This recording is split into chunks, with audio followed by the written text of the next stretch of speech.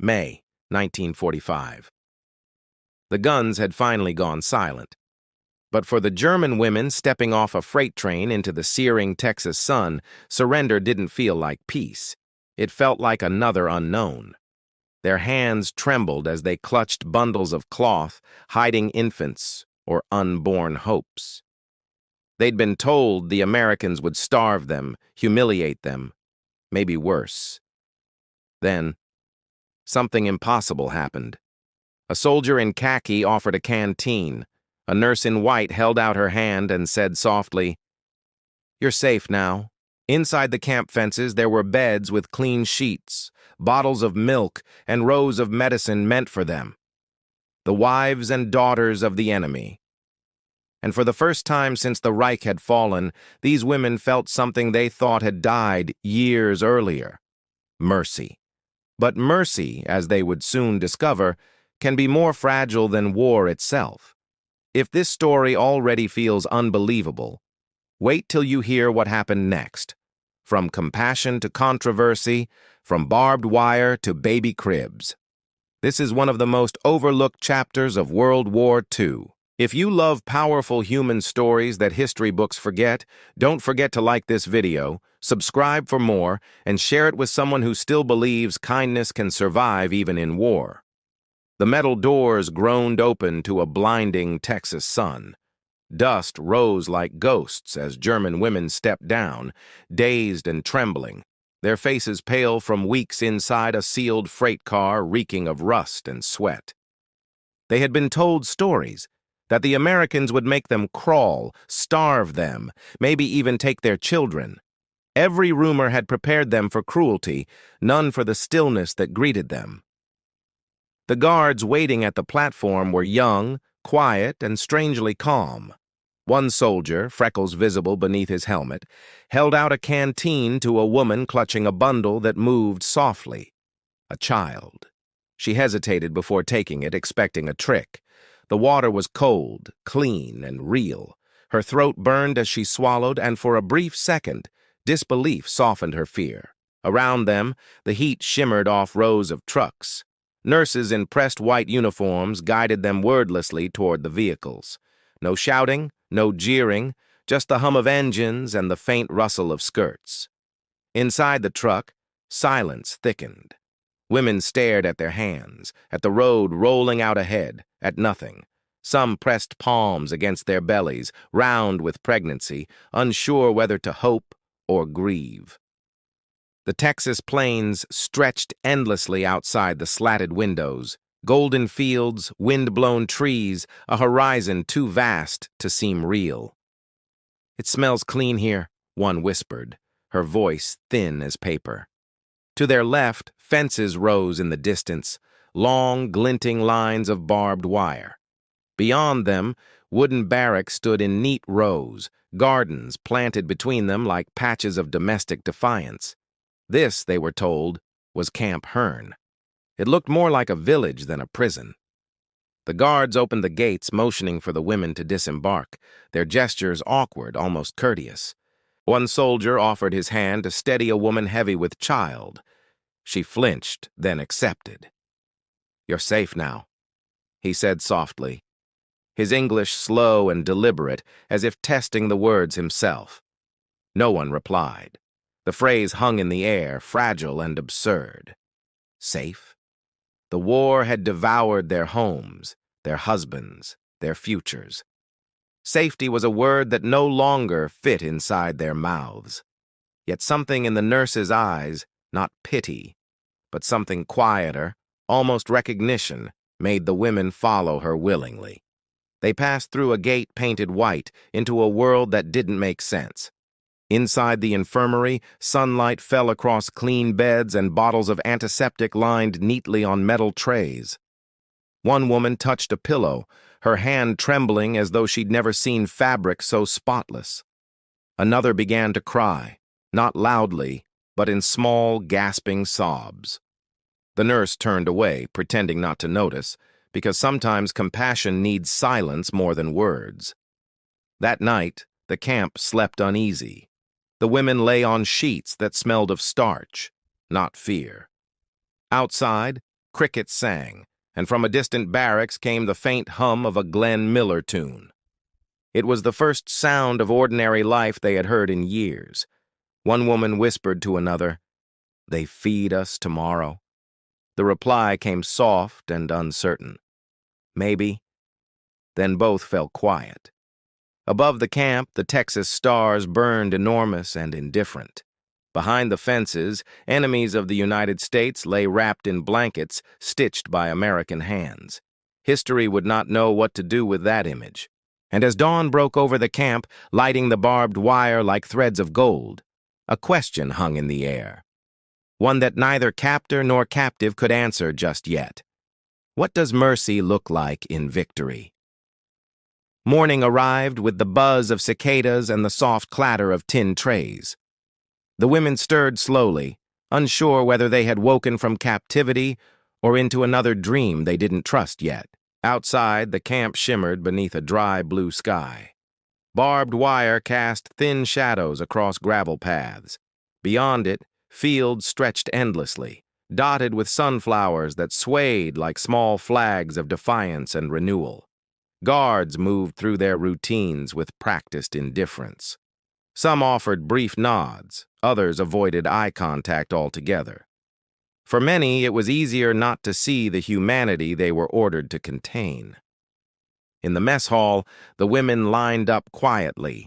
Bread, boiled eggs, a ladle of coffee, nothing lavish, but to stomachs long hollowed by rationing and fear, it felt like a feast carved from mercy.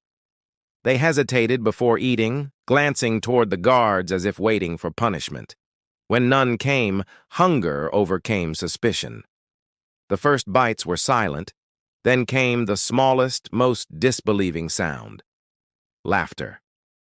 Nurse Evelyn Parker watched from the doorway, clipboard in hand. She was young, but carried herself like someone older, steadied by exhaustion and purpose. Her gaze lingered on the pregnant women struggling to stand. She took notes for the medical officer, names reduced to numbers, bodies to statistics. Yet behind each notation she saw faces that reminded her of home, of sisters and mothers waiting somewhere far away. Later that day she escorted them to the infirmary. The air smelled of soap and disinfectant. For many, that scent was as foreign as kindness itself, a clean smell they couldn't quite believe in. A woman from Bremen, thin as paper, refused water, whispering that it must be poisoned. Parker knelt beside her, voice steady and soft. "Drink. This isn't a trick." The woman's eyes filled, then she obeyed. Outside, the wind swept across the plains, warm and forgiving. Somewhere a guard was tuning a radio.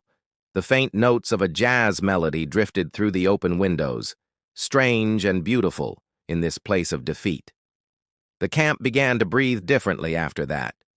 Women hung their laundry, combed their hair, even hummed songs under their breath. Small acts of normalcy sprouted like weeds in the cracks of history. At night, the quiet was almost unbearable. Some lay awake listening to the sounds beyond the fence.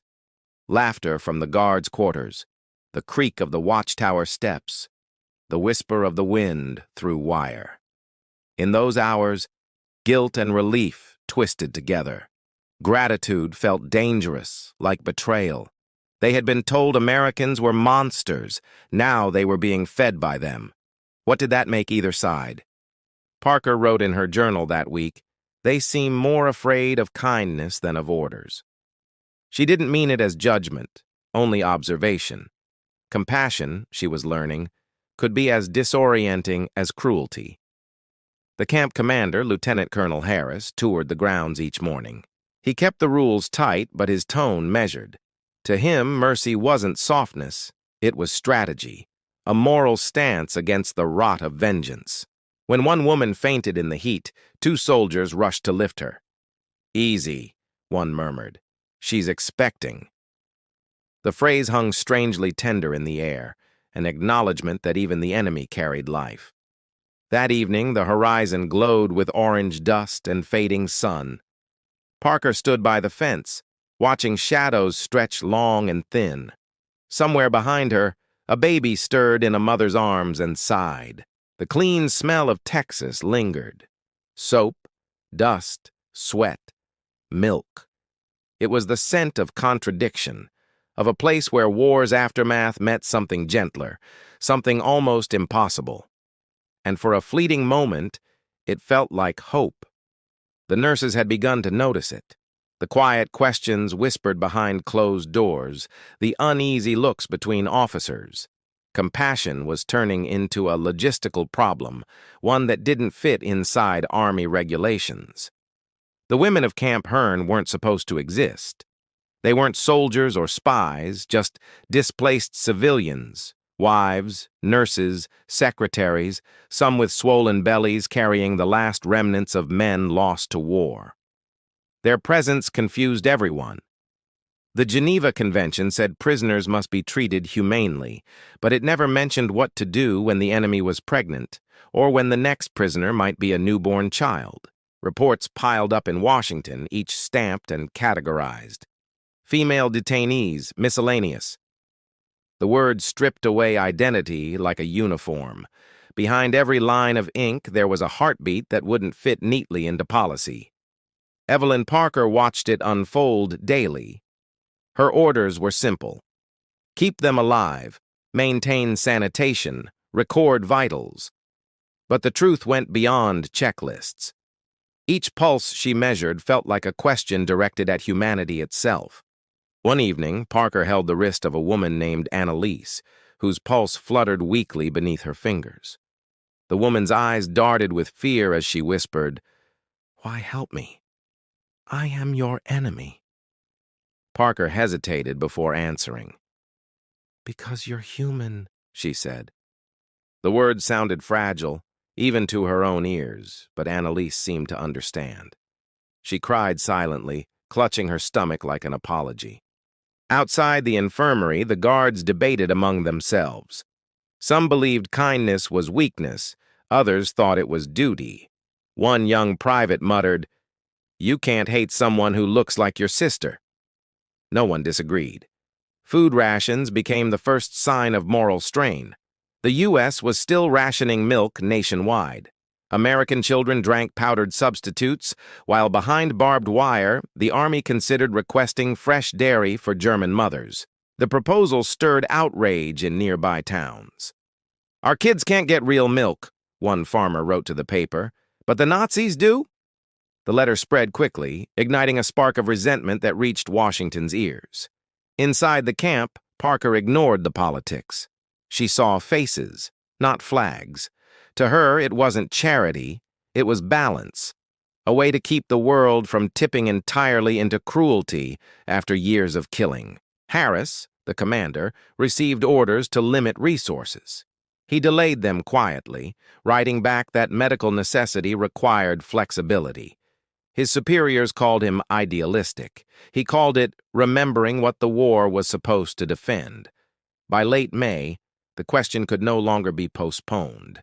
The medical board convened inside the command hut, the air thick with heat and tension. "Are we to feed the unborn of our enemies?" someone asked. No one answered immediately. Then Harris spoke. "We can't win the war and lose our humanity," he said simply. The room fell silent. The decision, though unspoken, had already been made in his voice. That evening, Parker noticed something different in the air. Anticipation mixed with unease. She could feel the weight of invisible eyes, watching every act of compassion, measuring how far mercy could stretch before it snapped. Annalise, now visibly weaker, whispered, "They'll stop helping soon, won't they?"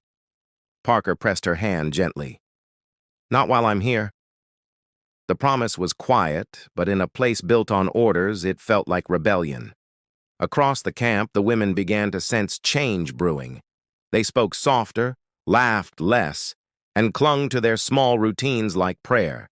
The question was no longer if they'd be fed, but for how long. And as the Texas wind rolled over the fences that night, carrying the scent of dust and distant rain, even the guards seemed to hold their breath, waiting to see whether compassion could survive its own doubt like any other. The clang of metal trays, the low hum of generators, the steady rhythm of life behind wire. Then, just before noon, a truck appeared at the gate. Its sides bore a faded stencil. Medical supplies, infant rations. The soldiers on duty exchanged puzzled looks. Deliveries came often, but never this kind. One leaned out the window, calling, "Sir, we didn't request this." Lieutenant Colonel Harris appeared moments later, hat in hand, scanning the crates stacked neatly in the truck bed. Bottles clinked softly inside, glass not tin. He exhaled slowly. The order had gone through. Inside the infirmary, Nurse Evelyn Parker gathered the women, their faces anxious and worn. Sunlight spilled through the windows as the medics wheeled in boxes covered with canvas. The air smelled faintly of disinfectant and dust. Parker pulled the cloth back, revealing rows of bottles filled with white liquid. For a second, no one moved. The women stared, wide-eyed, unable to trust what they were seeing. Real milk, not powdered, not diluted. One woman whispered in halting English, "For us?" Parker shook her head gently. "For your babies." Silence hung heavy before the sound of weeping filled the room. Soft, disbelieving, a release years in the making. For the first time, kindness had form. It wasn't a word or a promise. It was tangible. Heavy glass bottles sweating in the Texas heat, lined up like symbols of forgiveness. The women held them as though cradling treasure. Some pressed them to their lips, tasting hope disguised as dairy. Others simply stared, afraid that touching it might make it vanish like all good things had. Parker moved through the crowd, checking pulses, recording doses, her own throat tight. She had seen the aftermath of war's cruelty.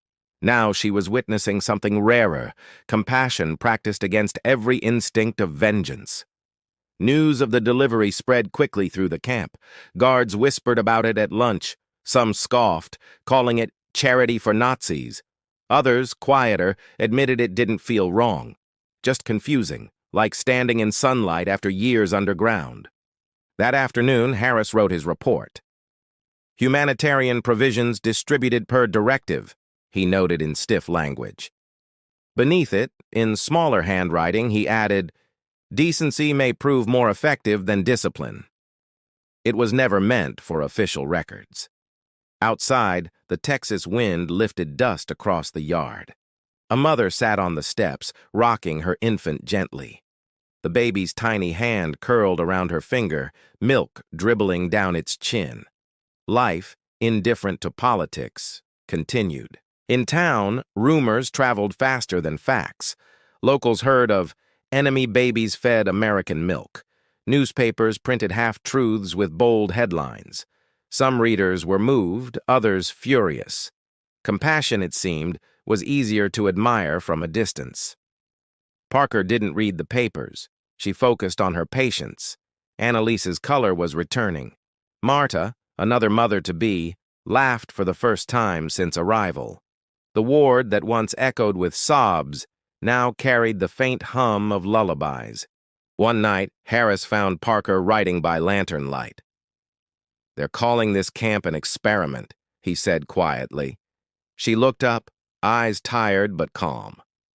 "Then let's hope it proves we're still human." He nodded and left her to it. Weeks passed. Births drew near. The milk shipments continued, though smaller now, each crate accompanied by more paperwork, more scrutiny. But still, the bottles arrived, each one a silent act of defiance against indifference. For the women, the milk became more than nourishment. It was a message that mercy could exist even where it wasn't owed. And for Parker, each delivery felt like proof that the war's end could mean more than survival.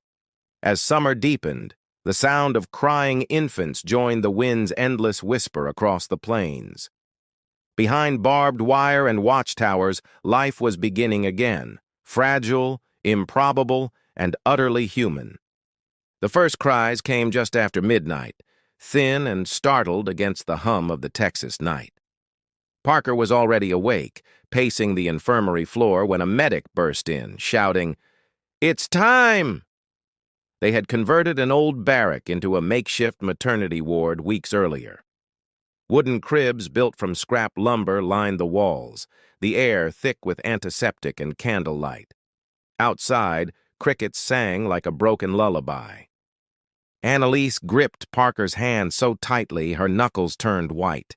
Sweat glistened on her forehead as she whispered prayers in German, words Parker couldn't understand but recognized as hope clawing its way through fear. Hours passed in rhythm, gasps, commands, whispered encouragement. The nurses moved like ghosts through the dim light, hands steady though their hearts raced. No one spoke of enemies or nations, only of breath and heartbeat. When the baby finally came, silence followed. A pause so long it felt unbearable. Then a cry, sharp, alive, defiant. The guards outside stopped in their tracks. War's language had changed to life's. Parker wrapped the newborn in an American Red Cross blanket. "Welcome to the winning side," she whispered, half in jest, half in awe. The words trembled from exhaustion and something dangerously close to joy. The women gathered near the doorway, eyes wide. They had seen too much death to trust birth so easily. Yet there it was, a living proof that humanity hadn't drowned completely in blood and hatred. News of the birth spread through Camp Hearne before dawn. By breakfast, guards and nurses alike spoke in hushed tones. Someone left a small flower on the infirmary steps, yellow, delicate, anonymous. Harris read the report later that morning, rubbing his temples. "We are producing life under conditions of defeat," he muttered. Then, with weary conviction, he added, "That's what separates civilization from vengeance." In town, the reaction was less poetic. Local papers called the story "The Baby Problem." Some readers wrote angry letters demanding to know why the army was nurturing Nazis. Others remained silent, uncomfortable but uncertain. Inside the camp, things remained simple. The baby slept. The mother wept. Parker recorded her notes with careful precision: temperature, feeding schedule, pulse. Behind the data, she scribbled quietly, "Alive, beautiful, proof of something unbroken." More births followed. Each one arrived with its own miracle and its own storm. Supplies ran thin. The nurses improvised with torn linens and borrowed stethoscopes. Still, every child drew its first breath beneath an enemy's flag. Some guards volunteered for extra shifts near the maternity ward. They never admitted why. Maybe it was the sound of the babies, small, insistent, innocent. Maybe it was a reminder that peace had to start somewhere. The women began to smile again. They helped each other bathe, mended clothes, and whispered lullabies that drifted across the night air like fragile truce offerings. Even the wind seemed gentler passing through the fences. But the contrast outside those wires was brutal.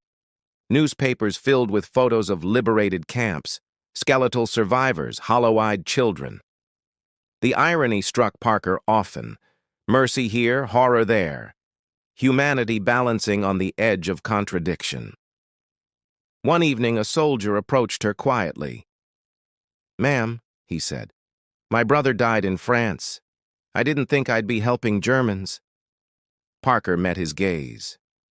"Maybe that's why it matters," she replied softly. He nodded. Each new cry, each tiny heartbeat, reminded them all what was at stake. Not just lives, but the meaning of victory itself. These babies were inconvenient symbols, and yet, undeniably, they were the future. And when dawn broke over Camp Hearne, sunlight glinting off the flagpole, the sight was surreal. American colors fluttering above a nursery where the children of enemies slept peacefully beneath it. The war, it seemed, had changed shape. By late summer, Camp Hearne had acquired an uneasy fame. Soldiers arriving from other posts whispered about the nursery for Nazis. The nickname spread faster than the truth ever could, staining every act of compassion. The local newspapers picked it up first. Headlines asked, "Are enemy babies living better than ours?" The phrase carried anger disguised as patriotism, and soon the town's post office overflowed with letters demanding answers. Farmers wrote that their own children still drank powdered milk. War widows asked why American medicine healed German infants when their husbands' graves lay unmarked across Europe. Compassion, once celebrated quietly, had become a scandal in daylight. Inside the camp, the women felt the change before anyone explained it. Guards who once smiled now avoided their gaze. The warmth that had softened the barbed wire began to cool, replaced by suspicion and silence. Annalise noticed it first. The nurses spoke less. The laughter that once slipped through the barracks at night was gone. Even the air felt heavier, as if the Texas sun itself had grown tired. Evelyn Parker sensed the tension everywhere. Crates arrived lighter, ration sheets tighter. "Orders from Washington," the quartermaster muttered, avoiding her eyes. The word orders carried a finality that left no room for conscience. Still, she hid what she could. Extra blankets tucked behind cabinets, apples smuggled from officer quarters, quiet words of reassurance whispered to women who no longer trusted hope. Small rebellions stitched into the fabric of duty. Lieutenant Colonel Harris tried to shield the ward. He wrote letters defending the medical staff, citing international law and basic decency. His superiors replied in crisp, bureaucratic phrases. Resource optimization required. Kindness, it seemed, was no longer efficient. Beyond the fences, resentment simmered. A town meeting turned volatile when a reporter read aloud that German infants were receiving penicillin. A man shouted, "My boy died waiting for that medicine." The room erupted into murmured fury. A single woman stood at the back, voice trembling but clear. "Maybe God wants us to be better than what we fought," she said. The crowd fell silent, but her words never reached print. In the camp, Parker carried on as if nothing had changed. But at night, she'd sit beside the newborns, their tiny chests rising and falling in rhythm, wondering how long Mercy could survive under ration stamps. The women whispered among themselves, sensing the shift. Marta asked quietly, "They're tired of us, aren't they?" Parker forced a smile she didn't feel. "No one tires of the innocent," she lied. When the milk truck arrived late one morning, panic rippled through the ward. By evening, it still hadn't come. The next day, powdered formula replaced the glass bottles. The mothers drank water to hide their tears. Rumors grew wild. Some said the camp would close, others whispered of deportation. Hope shrank, but gratitude lingered like a stubborn echo, a reminder that kindness once lived here, however briefly. One night, Parker overheard two guards near the infirmary steps. "Feels wrong giving them anything," one said. The other replied softly, "Maybe, but when they cry, it sounds the same as ours." She stepped away before they saw her. Even under scrutiny, compassion found cracks to grow through. A soldier slipped a candy bar into a crib. Another taught a child to wave. Each gesture carried risk, but also quiet defiance against the world's hardening heart. By September, the camp's silence grew thick with waiting.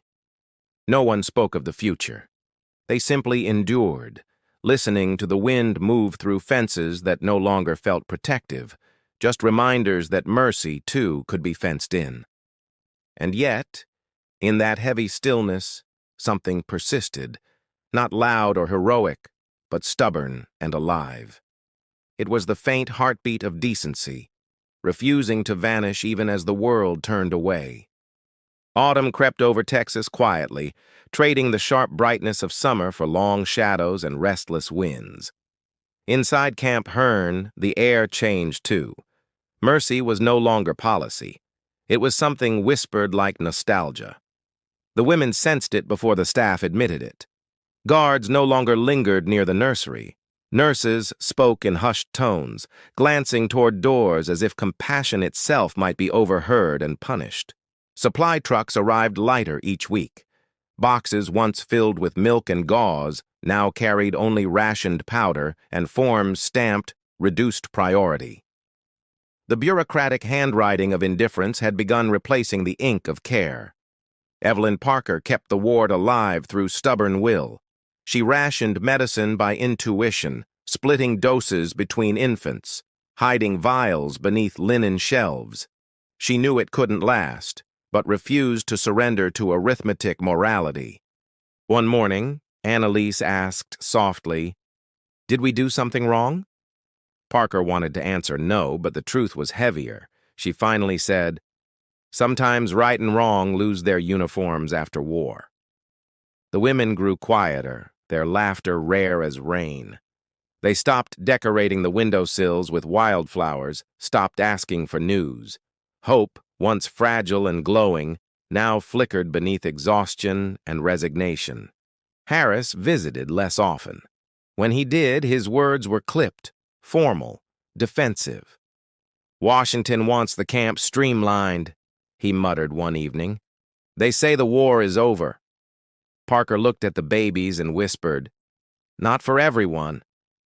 Outside the fences, resentment swelled again. Newspaper headlines sharpened, tax dollars for the enemy's children. Public outrage gave politicians permission to forget the promise of decency. Compassion had become an inconvenience, easily filed away. The milk truck stopped coming altogether in October. Parker stared at the empty road for hours that morning, half expecting the horizon to change its mind. It didn't. Silence was the new delivery. Powdered formula replaced everything. The mothers grimaced at its chalky taste but said nothing. Gratitude had turned to endurance, quiet, dutiful, stripped of wonder. Mercy, it seemed, had an expiration date printed in invisible ink. Some guards avoided the ward altogether. Others lingered longer than necessary, their discomfort showing in small acts, a nod, a smuggled cigarette, a half-hearted joke to break the tension that had thickened like dust. Parker continued writing her reports, though the words began to blur. Infant stable, supplies insufficient, morale declining. She wanted to add what the forms never asked. "We're losing something larger than resources." One evening, Marta stood at the fence, staring toward the fading sun. "They gave us hope," she murmured, then took it back. Parker joined her quietly. "Mercy," she said, "is a flame people fear to hold." The command's tone grew colder. Efficiency, closure, transition. Words that sounded harmless until translated into human consequence. The maternity ward, once sacred, became a problem to be solved, not a promise to be kept. In the barracks, women began packing small bundles of cloth, preparing without knowing for what. The air smelled of dust and resignation. Even the wind felt uncertain, as though it, too, was waiting for an ending. That night, Parker couldn't sleep. She walked through the ward, touching each crib, memorizing the rhythm of tiny breaths. Each exhale felt like a protest against the silence creeping in from beyond the wire. She paused at the last crib, Annalise's child, wide-eyed, stirring softly. "You don't know what mercy costs," Parker whispered. The baby's fingers wrapped around hers, small and steady, as if answering that some things are worth the price. And when dawn came, pale and cold, it revealed a camp that looked the same but felt entirely different, a place where mercy still lived, but only in the hands of those who refused to let it die. The telegram arrived before sunrise, slipped beneath the command post door like an unwelcome ghost. Its language was clinical, efficient, absolute. "Effective immediately. Cease non-essential medical operations. Begin phased closure of maternity ward. Confirm compliance." Lieutenant Colonel Harris read it twice before sitting down heavily, the paper trembling in his hand. Outside, the Texas wind rattled the shutters, carrying dust that smelled faintly of rain and regret. By mid-morning, word spread through the camp like a shadow. Nurses exchanged anxious glances. The women noticed the silence, the way orders moved through the air unspoken but understood. Something sacred was ending. Evelyn Parker received her copy last. She unfolded it slowly, heart pounding. The words blurred together: termination, reallocation, repatriation. Bureaucratic syllables describing the dismantling of lives she had helped protect. She read them again, unable to breathe. She delayed telling the women for as long as she could. Instead, she made her rounds as usual, checking temperatures, counting bottles, pretending the world beyond the fence hadn't finally decided mercy was expendable. When she finally gathered them outside the infirmary, the sun was brutal, bleaching the ground to white. The mothers stood with their children in their arms, faces drawn tight with uncertainty. Parker forced her voice steady. "They'll be transferring you soon," she said carefully. "Other facilities, closer to home." The words felt false, flimsy as paper. Annalise stepped forward, eyes burning. "And the babies?" she asked. "What will happen to them?" Parker hesitated, her throat thick. "They'll go with you," she said. "And milk? Medicine?" Annalise pressed. Parker swallowed. "We'll see what can be done." The silence that followed was heavier than any accusation. That night, the camp didn't sleep. The women stayed awake in small clusters, whispering prayers and lullabies. Some sang softly, their voices trembling in the darkness, a sound like mourning dressed in tenderness. Outside, guards stood stiff at their posts, pretending not to hear. But many did. One young private later said it sounded like church at the end of the world, too human to forget.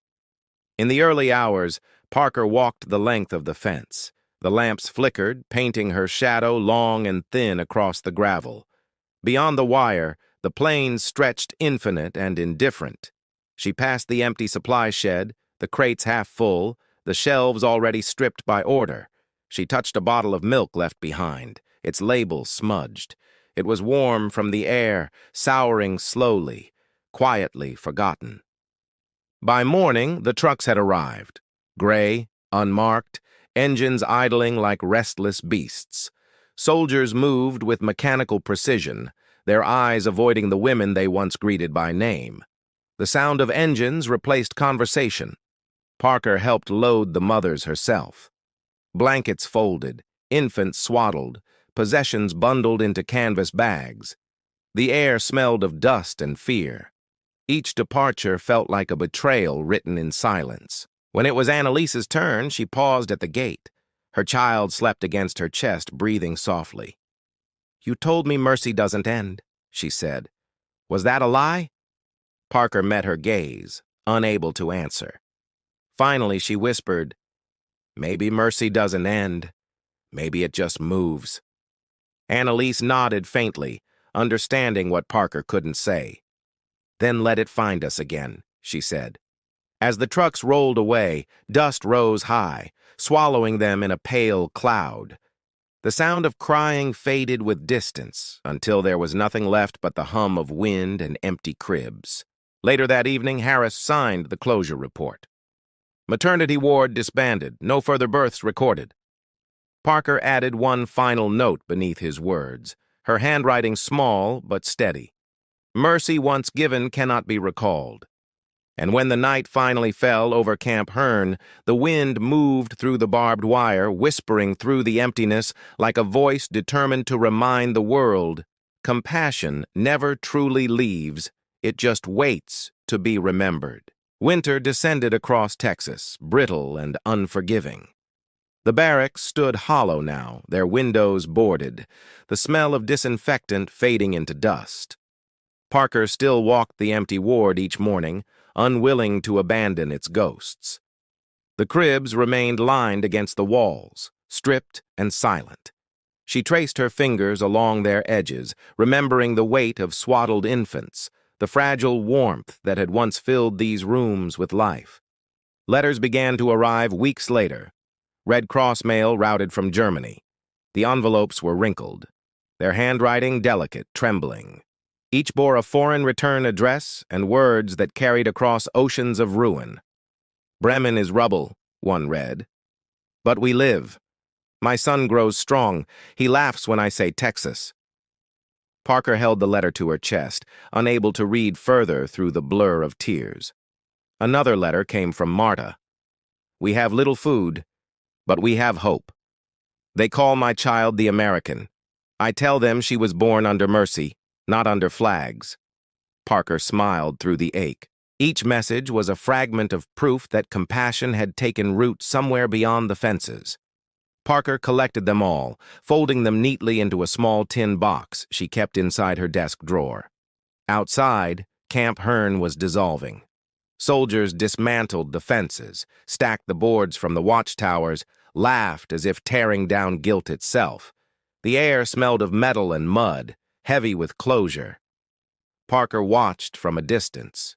Every hammer strike felt like a page of history being ripped out before it could be read. She wanted to shout, "Don't erase this," but no one was listening.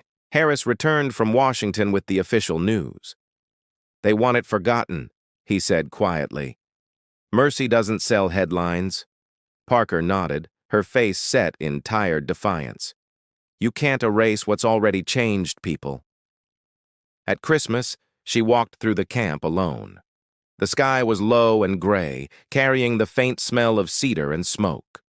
Somewhere beyond the wire, townsfolk were singing carols.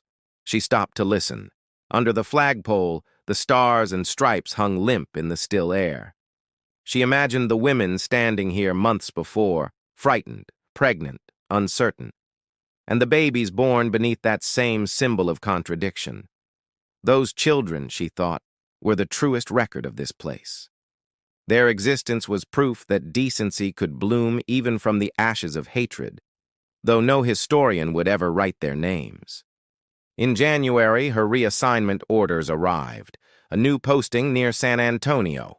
She packed slowly, her hands lingering on the tin box of letters, unwilling to leave behind what the war had nearly destroyed. On the train south, she watched the land stretch endlessly, golden grass swaying, sky swallowing the horizon. Across from her, a soldier slept with his head against the window, dreaming of peace he might not recognize.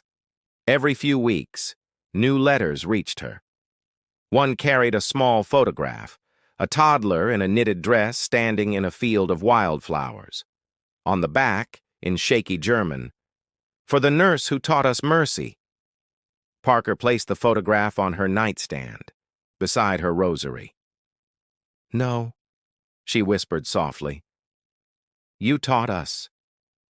She stared at the child's smile until sleep finally came, light and uneasy as forgiveness. Years passed. The war's memory faded into textbooks and parades. But Parker's letters remained, an archive of quiet defiance, proof that the smallest kindness could survive history's loudest cruelty and still echo through generations. Sometimes, late at night, she would open the tin box again, smoothing each page like a prayer. Outside her window, wind moved through the trees, a familiar sound, like barbed wire singing to the ghosts of mercy. Years later, the land where Camp Hearne once stood no longer looked like a prison. The grass had reclaimed the soil, tall and golden, swaying where barbed wire once sliced through open air. A water tower now stood in place of the infirmary. Children played nearby, their laughter unburdened by history. Sometimes, when they dug in the dirt, they'd find rusted nails or fragments of glass marked with faint red crosses.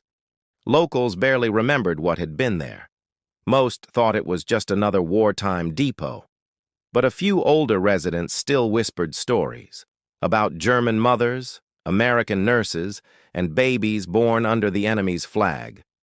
Evelyn Parker returned one spring afternoon, decades later. Her hair had silvered, her step slowed, but her gaze still carried that quiet, unyielding steadiness forged in a time when compassion was considered rebellion. A young historian guided her through the empty field, eager and reverent. "Most people don't believe this was a POW camp," he said. Parker smiled faintly. "Then keep the story alive. It's the only war that ended in birth." They walked in silence where the barracks once stood. She could almost hear it again.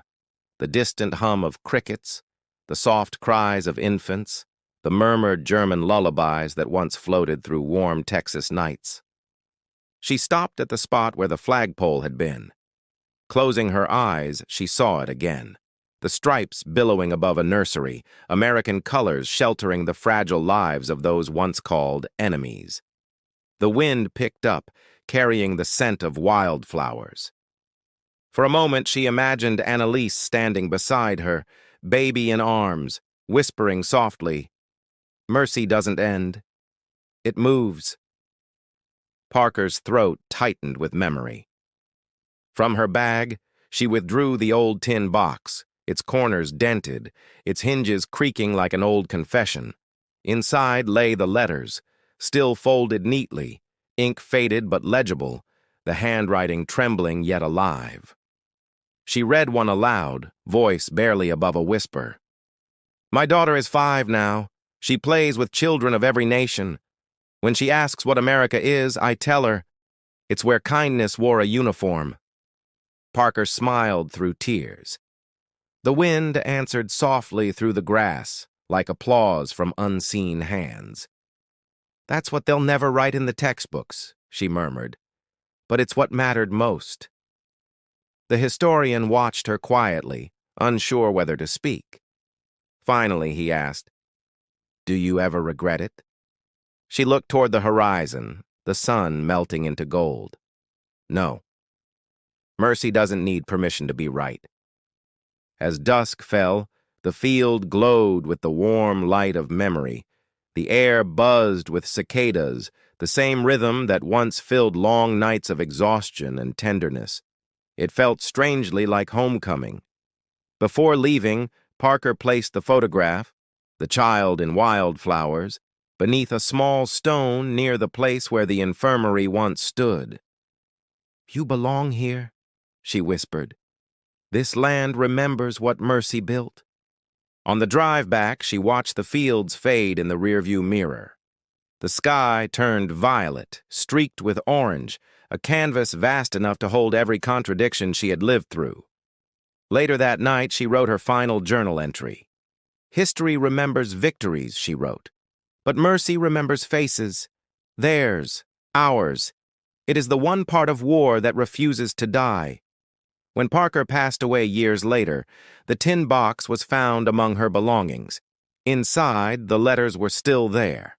Fragile, yellowed, bound by a red ribbon and the weight of everything she refused to forget. And somewhere far across the ocean, a woman now grown told her own daughter about the place where her life began. A camp in Texas where enemies became human again, and mercy found its voice in milk and medicine. The wind moved softly through that Texas field once more, rustling the grass like whispered gratitude. Mercy had not vanished. It had simply changed address, living quietly in every act of kindness born from memory.